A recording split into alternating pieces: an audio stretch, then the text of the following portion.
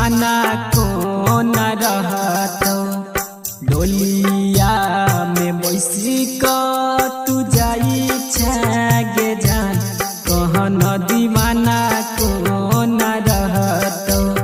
आ दूरी तोरा से एक पल गे जान, तोहर दीवाना कौन सहतो। आ दूरी तोरा से एक पल गे जान, कहन दीवाना कौन सहतो।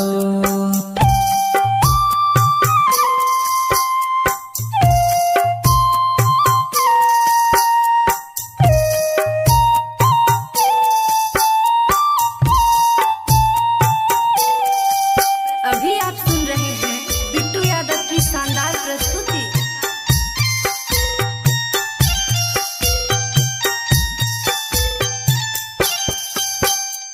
खेने तू रही क्रिया माथ पर धके हाथ गे, जन्मो जन्म रहबो हम तोहर साथ गे।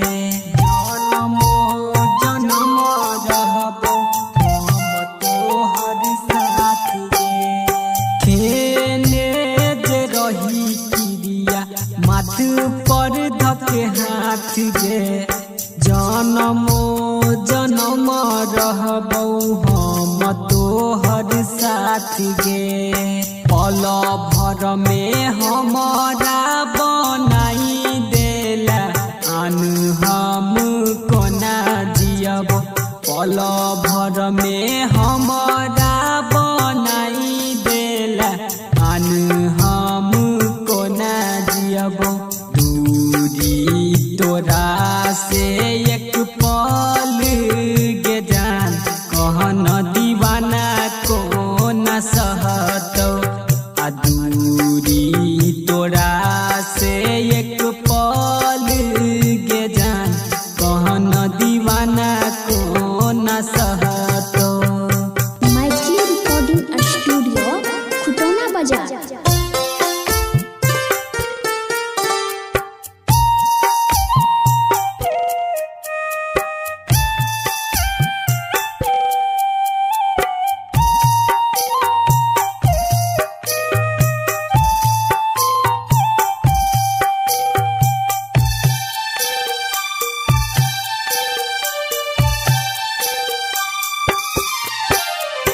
जानो से ज्यादा जान तोरा हम चाहलियो। आ छोड़ के जाई छागे कसूर कवन के लियो। आ छोड़ के जाई छागे कसूर कवन के लियो। जानो से ज्यादा जान तोरा हम चाहलियो। आ छोड़ के जाई छागे कसूर कवन के लियो। आ राइटर के सिहर भजन गे जान, दुनिया उ छोड़ी देतो।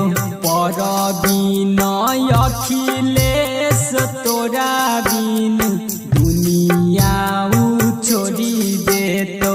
दूरी तोरा से एक पल गे जान, कहन दीवाना कौन सहतो।